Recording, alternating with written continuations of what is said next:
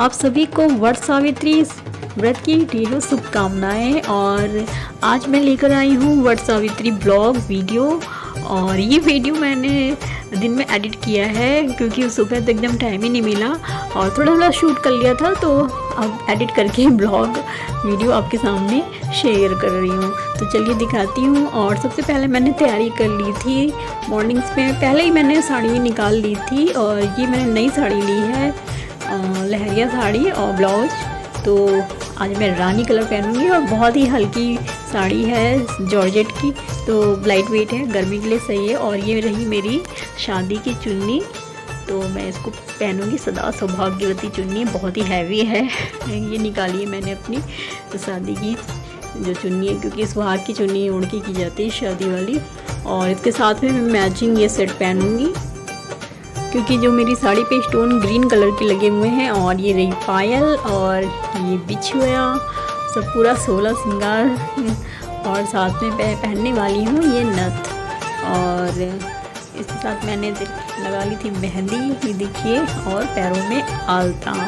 और इसके बाद बस मैं जा रही हूँ पूजा की तैयारी के लिए। जो प्रसाद बनाते हैं, भीगे हुए चने रात में भिगो दिए थे और पूड़ी का आटा लगा लिया है। और ये जो बरगदे मीठे पुए ये सब बनते हैं, तो ये सब बस मैं रेडी करने जा रही हूँ। और इसको मैंने फ्राई कर लिया, तो मेरा प्रसाद रेडी हो गया है। इसके बाद मैं बस रेडी होने जा रही हूँ और मैं जाऊँगी पूजा करने के लिए अपनी फ्रेंड के घर, क्योंकि साथ में मिलकर हम लोग पूजा करेंगे। तो आगे वहाँ शूट किया है जो वीडियो, वो आपको शेयर करूँगी। तो मैं आ गई हूँ अपनी फ्रेंड के घर, आप देख सकते हैं मैं पूरा सामान लेकर आ गई हूँ। तो यहाँ पे निकाल ली हूँ सारा सामान अपना, भी रेडी होकर आ रही है। और बस वो रंगोली और ये सब बना रही है। इसके बाद ये वट वृक्ष का गमला इधर यहाँ पे रखेगी। और मैं भी बस रेडी होकर सब पूजा का सामान ये सब निकाल रही हूँ, जो सुहाग का सामान और फल फ्रूट और जो भी सब लाई थी, तो वो सब भी मैं निकाल के रख रही हूँ। और वट सावित्री की बुक लेकर आई थी जो, फिर हम लोग बस पूजा की तैयारी कर रहे हैं और इसके बाद हम लोग पूजा शुरू करेंगे। वैसे तो घर के पास मंदिर में भी एक वट वृक्ष लगा हुआ है, लेकिन बहुत भीड़ हो जाती है, तो मेरी फ्रेंड घर पे ही करती है, तो मैंने कहा साथ मिलकर हम लोग करते हैं, घर पे आसानी से हो जाएगी, क्योंकि वहाँ पे एकदम भीड़ रहती है, जगह नहीं मिलती है। तो हम लोग ने सोचा चलो घर पे ही करते हैं साथ में, और आराम से पूजा भी हो जाएगी। तो बस तैयारी हो चुकी है पूजा की, तो हम लोग अपनी पूजा कर रहे हैं। थोड़ा थोड़ा ये शूट कर पाए हैं, तो वो वीडियो आपके साथ शेयर कर रहे हैं। और देख सकते हैं मैंने पैरों में आलता ये सब लगा लिया था, और साथ में मेरी चाची भी गई थी। और देख सकते हैं बस हम लोग अब पूजा शुरू कर रहे हैं। और मॉर्निंग से मौसम बहुत ही सुहावना हो गया था, क्योंकि रात में आंधी बारिश हो गई थी लखनऊ में, और बहुत ही अच्छा मौसम था। तो बिल्कुल सही में प्यास नहीं लग रही थी, क्योंकि ये व्रत जब तक करते हैं निर्जला रहते हैं, पानी भी तक नहीं पीते हैं। तो लेकिन ऐसा कुछ फील नहीं हो रहा था, तो हम लोग आराम से, मौसम बहुत अच्छा हो गया था, तो आराम से हम लोग पूजा कर रहे थे। और ये सब करने के बाद फिर कथा पढ़ी जाती है, तो फिर इसके बाद सत्यवान और सावित्री की कथा पढ़ रहे थे हम लोग। मन में भी किसी अन्य पति के खोलने का विचार नहीं कर सकती। कोई भी संकल्प पहले मन में आता है, फिर वाणी से कहा जाता है, कहने के पश्चात उसे करना होता है। और इसके बाद हम फेरे लेने जा रहे हैं। वट वृक्ष की परिक्रमा करनी रहती है, और कहीं कहीं किसी के वहाँ वैसे तो 108 होती है, लेकिन आप 5, 7, 11, 21 इस तरह से कर सकते हैं। और फ्रेंड ये वट सावित्री का ब्लॉग लेट ही आएगा, अपलोड करूँगी, क्योंकि बहुत ही थक गई थी, और फिर दिन में खाना पीना और ये सब बहुत ही थोड़ा सा काम हो जाता है। तो बाद में मैंने एडिटिंग की, तो इसको थोड़ा सा लेट ही अपलोड कर रही हूँ। और हमारे यूपी में ये होता है कि जब तक कि व्रत करते तब तक निर्जला रहा जाता है, पानी तक नहीं पिया जाता है। और व्रत करने के बाद जो 11 चने और वट वृक्ष की जो फली होती है उससे पारण किया जाता है इस व्रत का। उसके बाद अन्न ग्रहण कर सकते हैं। और कहीं कहीं पे होता है कि फलाहार रखते हैं, दूसरे दिन व्रत का पारण किया जाता है। और फ्रेंड जब वट वृक्ष का हम लोग फेरा करते हैं, तो आपके पास अगर जितना धागा होता है अगर बच भी जाता है तो उसको तोड़ना नहीं चाहिए, वहीं पे उसको डाल देना चाहिए। इसमें फेरी लगाते समय ध्यान रखना चाहिए कि धागा अगर कम पड़ जाता है तब भी कोई प्रॉब्लम नहीं है। आप साथ में जो चने हैं, हम लोग हाथ में चना लेके जितने जैसे 11 फेरे लगा रहे हैं या 5 फेरे 7, तो उतने ही चने हाथ में रखते हैं, जिससे जो हमारा परिक्रमा हो रही है वो उसकी गिनती होती रहती है।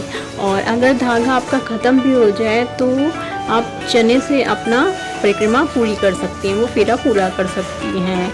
और लंबा धागा होता है तो आप वहीं पे फिर छोड़ दीजिए, उसको तोड़ना नहीं चाहिए। तो इस तरह से हम लोग अपना जो फेरे हैं वो पूरा कर रहे हैं। और कहीं कहीं पे होता है कि हाथ में मतलब कि कोछा लेके, तो हम लोग कोछा भी ले रखा है, कोछा लेकर। और कहीं पे होता है सिंदूर लेके, अपना सिंदूरा जो होता है वो गौरी माँ को टीका लगाते जाते हैं और ये करते जाते हैं। तो अलग अलग जगह अलग अलग रस्में होती हैं, तो उसी प्रकार से सब लोग अपना करते हैं।